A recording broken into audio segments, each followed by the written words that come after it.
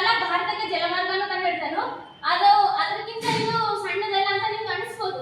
ಆದ್ರೆ ಸುಭಾಷ್ ಚಂದ್ರ ಬೋಸ್ ಅವರು ಹೋಗಿದ್ದು ನೀರಿನ ಮೇಲಲ್ಲ, ನೀರಿನ ಒಳಗಡೆ 90 ದಿನಗಳ ಕಾಲ ಕುಂತ ಸ್ಥಳದಲ್ಲೇ ಕುಂತು ನೀರಿನಲ್ಲಿ ಜರ್ಮನಿಯಿಂದ ಜಪಾನ್ಗೆ ಹೋಗ್ತಾರೆ. ಇಂತಹ ಸಂದರ್ಭದಲ್ಲಿ ನಮ್ಗೊಂದು ಅನಿಸ್ಬೇಕು, 2 ದಿನಗಳ ಕಾಲ ನಾವು ಕುಂತ ಜಾಗದಲ್ಲಿ ಕೂಡಕ್ಕಾಗಲ್ಲ.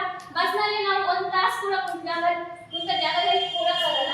ಇಂತಹ ಸಂದರ್ಭದಲ್ಲಿ 90 ದಿನಗಳ ಕಾಲ ಜರ್ಮನಿಯಿಂದ ಜಪಾನ್ಗೆ ಹೋದವರು ಅದು ನಮ್ಮ ದೇಶಕ್ಕಾಗಿ ಸಹಾಯ ಕೇಳಲು ಎಲ್ಲ ರಾಷ್ಟ್ರಗಳನ್ನ ಇವರು ತಿರುಗಾಡ್ತಕ್ಕಂಥದ್ದನ್ನ ನಾವು ನೋಡ್ಬೋದು. ಮತ್ತೆ ಇವರೆಲ್ಲ ಆದ ನಂತರ ಆಸ್ಟ್ರೇಲಿಯಾದಲ್ಲಿ ಸ್ವಲ್ಪ ದಿನಗಳ ಕಾಲ ಉಳ್ಕೋತಾರೆ. ಇವರು ಆಸ್ಟ್ರೇಲಿಯಾಕ್ಕೆ ಹೋದ ನಂತರ ಅಲ್ಲಿ ಆಸ್ಟ್ರೇಲಿಯಾದಲ್ಲಿ ಇವರು ಉಳ್ಕೋದನ್ನ ಕಂಡಂತಹ ಪತ್ರಕರ್ತರು ಏನ್ ಮಾಡ್ತಾರೆ, ಇವ್ರ ಹತ್ರ ಹೋಗಿ ಒಂದು ಪ್ರಶ್ನೆ ಕೇಳ್ತಾರೆ. ಸುಭಾಷ್ ಚಂದ್ರ ಬೋಸ್ ಅವರೇ, ನೀವು ನಿಮ್ಮ ದೇಶಕ್ಕೆ ಯಾವ ರೀತಿಯ ಸ್ವಾತಂತ್ರ್ಯವನ್ನ ತಂದುಕೊಡ್ತೀರಿ ಅಂತ ಕೇಳ್ತಾರೆ.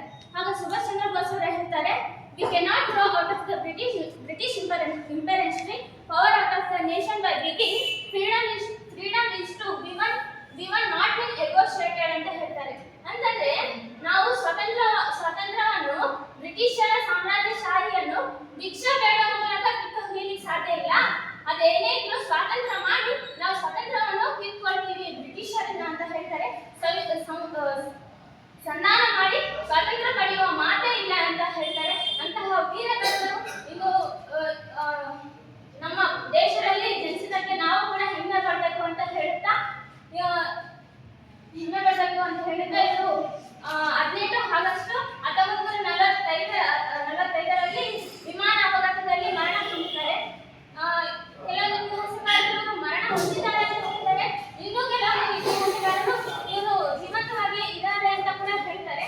ಇದಕ್ಕೆ ನನ್ನ ಒಂದು ಅಭಿಪ್ರಾಯ ಏನಂತಂದ್ರೆ, ಅಶ್ವತ್ಥಾಮ ಬಲಿವ್ರಸೋ ಹನುಮಶ್ಚ ವಿಭೀಷಣಃ ಕೃಪಃ ಪರಶುರಾಮಶ್ಚ ಸತ್ಪೈತೆ ಚಿರಂಜೀವಿನಃ. ಅಂತಂದ್ರೆ ಸಪ್ತ